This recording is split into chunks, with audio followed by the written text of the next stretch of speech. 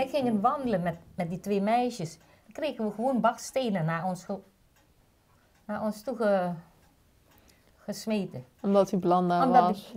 Omdat ik Blanda was. Nee, omdat ze ons Nederlands hoorden praten. Ja, ja. En geen... En geen Bahasa Indonesia. Dus omdat wij hadden zo, oh, Blanda Busuk. Weet je wat zo zeggen? Blanda Busuk is rotte Nederlanders. En dan gingen ze ons dus met bakstenen. Zo ging dat. U bent in 1960 naar Nederland gekomen, hè? Nou, de laatste dagen in Indonesië, hoe dat was? Hoofdeigenaar van dat huisje, wat wij dus toen gehuurd hadden, bang waren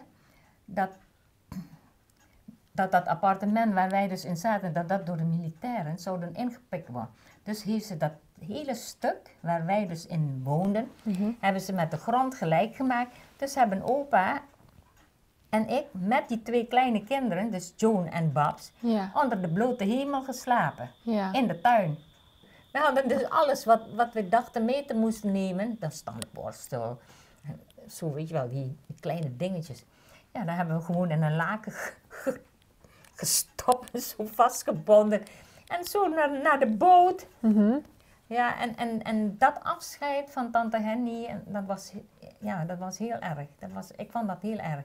Het afscheid nemen van de familie die dan achterbleef. Hè? De broer van opa. Maar ja, wij gingen weg.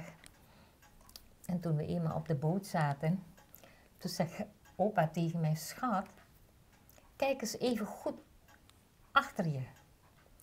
Ja, wat moet ik zien dan? Ik zie daar alleen maar mensen. Ja. Nee, dat beeld moet je goed in je opnemen. We komen nooit meer terug, zegt hij zo. We komen nooit meer terug hier naartoe. Ja, en toen begon ik eigenlijk te huilen. Wat ik toen zag, allemaal huilende mensen. En dan die massa Indische mensen daar op de kade. Dat heeft zo'n indruk op je gemaakt, dat wil je niet weten. En dan denk ik, ja, dat land waar wij geboren zijn, dat verlaat je naar een land van iets wat ja, Holland kenden we toch niet, want opa zei zo, wat moet ik in Holland? Zegt zo, we weten niet eens wat dat woord Holland eigenlijk is. Ja, we weten dat wel van plaatjes, dat het koud is. Maar verder weten we niks van Holland. Ja, maar zo is dat leven in het pension eigenlijk best wel heel... Nee, dat was nooit een opstootje of zo. Nee, altijd leuk, hè. En 1 keer in de week, zaterdags, mochten we zelf koken. Dan kregen we de keuken, want dan hadden we ook een keukentje. Daar kook je alles in. Een potje om te koken, een schoorsteen om te roken. En ook een kleine koekenpan daarin je koekenbakken. Dan heeft mijn zusje prat, ja, dan heeft mijn zusje prat.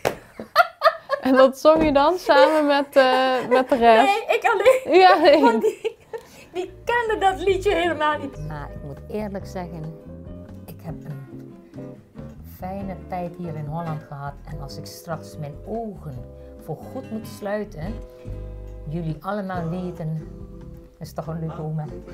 Zeker. Willen jullie nou wat drinken? Want ik heb nou ook troost. Ja.